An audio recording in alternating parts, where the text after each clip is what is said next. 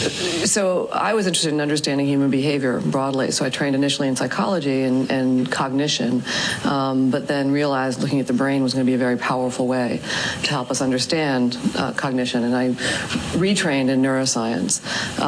For the past several years, I've been specializing in how emotion changes how we learn and remember.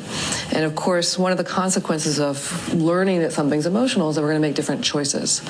And so I got to this field because I became interested in how what I'm studying about emotion and learning relates to the choices we make. I mean, we assume, of course, when we find out something's fearful or rewarding or something like that, we're going to make a different choice.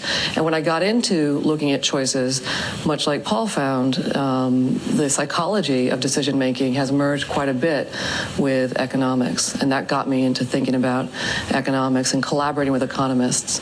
So I came at this more from just the psychological perspective of understanding how it is when we learn things, emotion changes them, and how that changes the choices that we make. And in doing this, I'm just starting to really learn about economics and collaborating with economists and understanding this perspective.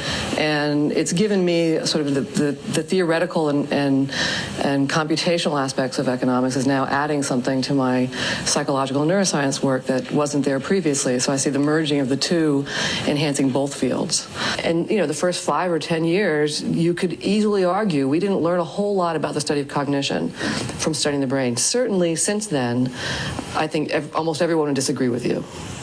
And so I think this field's very, very young, and I think we'll start to see where this is going to benefit economics in ways that I don't think we can predict right now.